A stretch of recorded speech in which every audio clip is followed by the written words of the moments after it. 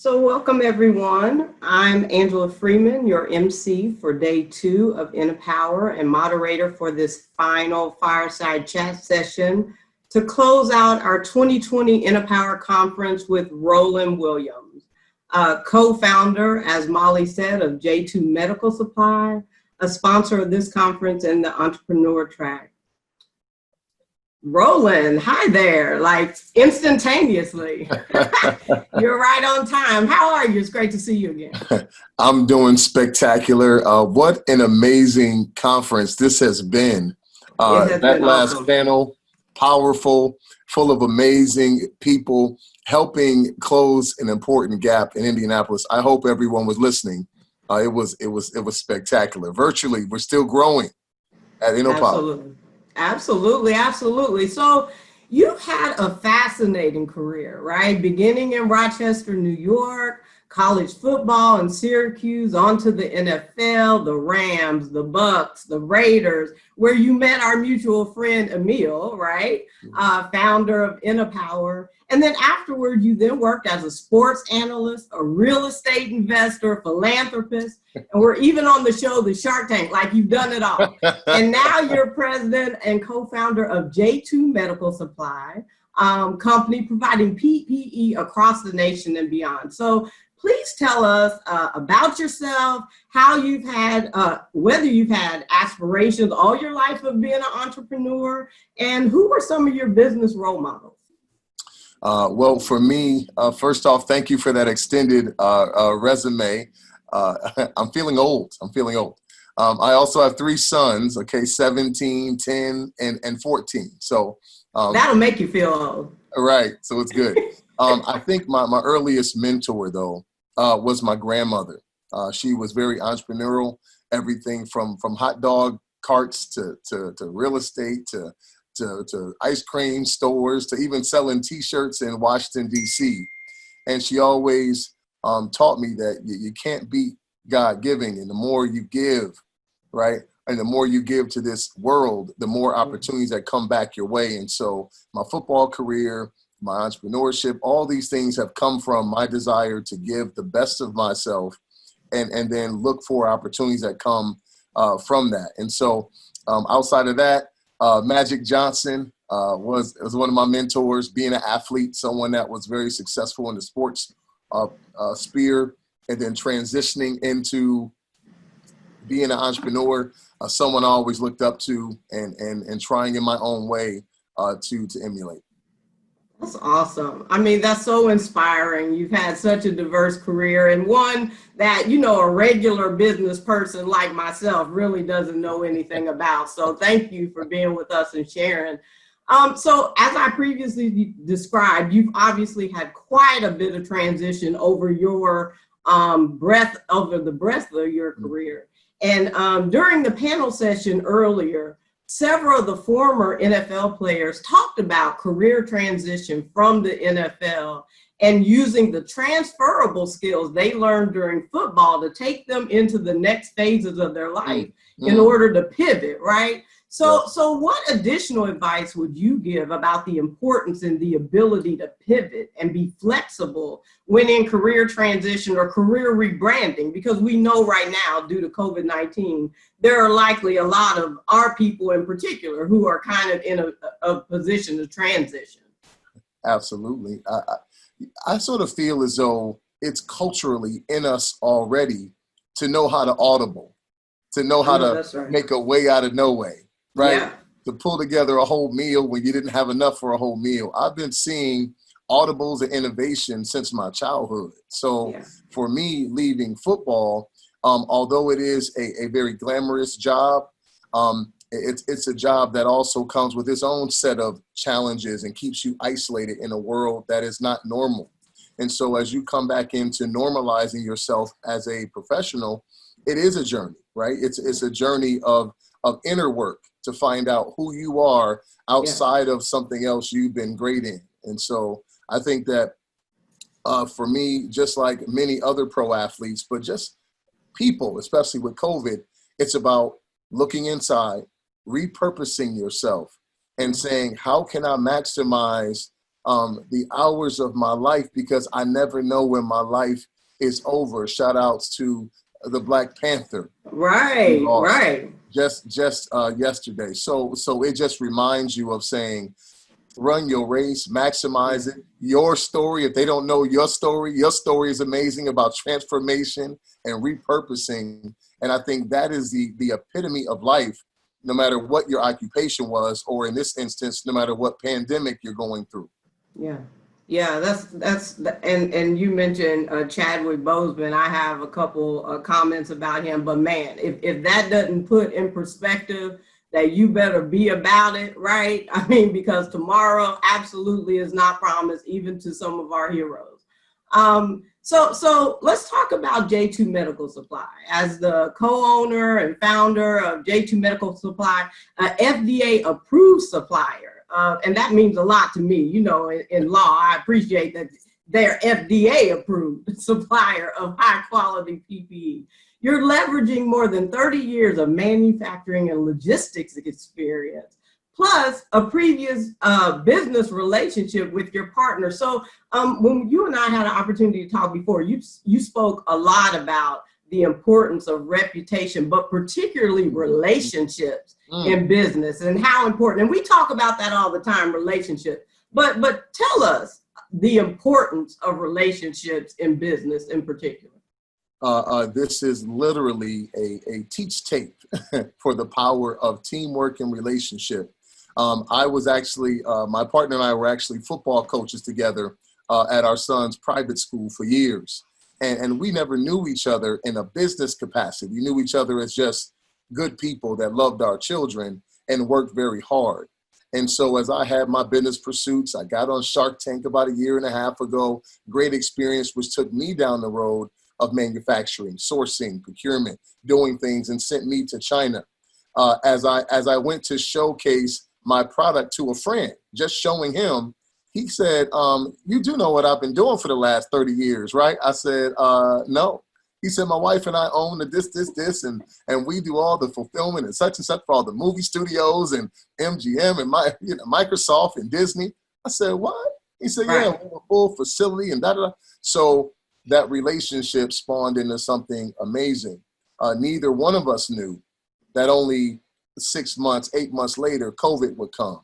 Right. And so what we have is we've leveraged a unique situation of having 20 plus factories across the world, a full-time staff in China, a full-time manufacturing facility here in the United States. And now we've repurposed to sell the number one product in the world outside of food, beverage, and a place to stay. And so what started out for him and I as a passion, he had a heart attack a year ago and a quadruple bypass. Him and his wife went through a lot with that. He simply wanted to offer his help to one hospital. And when they were so grateful for him showing up in their moment of pain to fill the gaps, when I went to sell PPE to people that I knew, we had something amazing. And since then, it's been a blessing upon blessings upon blessings. And now we have hundreds of people across the country, and we're rapidly growing when our country needs us most. Yeah, that's so amazing, because I mean, you know, I'll admit in my own ignorance, I had never heard of PPE until COVID hit, right? I mean, that wasn't just me either. But I really appreciate that, not just we are consumers in this space now, but are leading in this space. And it should be noted that J2 Medical Supply is the largest 100% Black-owned and operated PPE supply company in the country. So we're not just talking mom and pop, like you doing it huge, which is really exciting. And there's no question at a time like this is the time to be in the space of PPE, right? But tell us more about what makes you proud about J2 Medical Supply and the life lessons you've learned in its successes beyond what you just told us about the relationships with your business partner and others across the world. I think it comes down to the same reason why we're hosting InnoPower this year virtually, as opposed to being face-to-face. It's about innovation. It's about evolution. It's about finding opportunities, no matter how they show up, and just doing what it takes to succeed. Our company, what I'm so proud of is literally it was just two of us saying, let's not sit in our gated communities and sit up and play with our kids. Let's figure out how could we do something to make an impact. And that impact has turned into how do we repurpose it in a virtual space to say, how do we maximize opportunities? And so what I believe for everyone is that COVID-19 is an opportunity. You see, I believe that everything happens for us, not to us, right? We too blessed to be stressed. We too anointed to be disappointed. So we have to figure out what is the lesson that we're supposed to learn from this? What are the things about us spiritually, physically, emotionally, relationship-wise, business-wise? What are the things that we could work on that we never had time to do, that we now have time to do in COVID? And what I realized is that this is an opportunity for me to maximize all of my talents and skill sets, for me to come out of COVID as a new person pushing for 100 million, 200 million in revenue, being someone that can now officially accomplish one of my big dreams when I started playing football was to be much more than just a helmet, right? Be much more than just an athlete that's doing a little something, something in business. My goals in my heart was to be so much bigger. And I'm grateful that COVID has given me a chance to do that in a meaningful way. I appreciate that because, you know, even personally, I found that I've had more time, right, to reflect on what's important. I've gotten to spend, you talk about those 3 boys you have, I've gotten a chance to spend some real quality time with my 15-year-old, which is, you know, a little shaky here and there, you know, but I do. But I do realize that time is fleeting, right? And that just having a moment to slow down is really important. So let's talk about philanthropy. We've talked a bit about, you know, your successes, transitions in a professional world. Let's talk about a little bit about philanthropy and some of your passions. In 2015, amongst all the other things you've done, as if you had time to do more, but I appreciate we make time for things we're passionate about. I appreciate that. You also founded the Champions Academy in Rochester to provide hundreds of challenged teens, most in poverty, with critical support, consistency, accountability that's necessary to overcome the barriers that they face and so many of our teens face across this country. Last week, you partnered with InnoPower and the Indianapolis Recorder to donate thousands of masks to Indianapolis public schools. So you're not just doing things in your hometown, but reaching across to the Midwest and really helping, you know, some of us here, which we appreciate, along with the Mind Trust. So tell us a bit about what drives you in that capacity with the Champions Academy and with some of the things you're doing in New York and Indianapolis. Let our audience know about that. Well, I'm going to say it started with Grandma teaching me about giving. And in particular in my hometown, the biggest challenge is that I didn't know that my hometown is one of the tops in the country in fatherless homes. In the city of Rochester, the numbers are above 85% of Black and Latino homes that have one parent inside of the household. And so when I heard that statistic, it was heartbreaking. And I realized that even though I have my own, we all got to do a little bit more. And so this was a interesting project, extreme mentoring. I introduced a new form of mentoring to the ecosystem. And Emil has been a big support of that. And it's just been a blessing to grow with. And our outcomes have been substantial with the Champion Academy. As far as me supporting Indianapolis, it's because of Emil Ekioa. He loves this community. You mentioned that. Yeah. Hey, he loves Indianapolis. He stands for Indianapolis. I know you do too. And when you hear people standing for a community, talking about a community, investing their time, their family, praying, growing, and going through life here, obviously it means something to him. And he's a friend of mine, a dear friend. Really just impressed with him and his growth as well since we've been pro athletes on the field, right? And so I'm honored to stand with my brother, to stand with him, had a chance to meet Robert with the Indianapolis Recorder, just two stand-up men who just want to help Indy be great.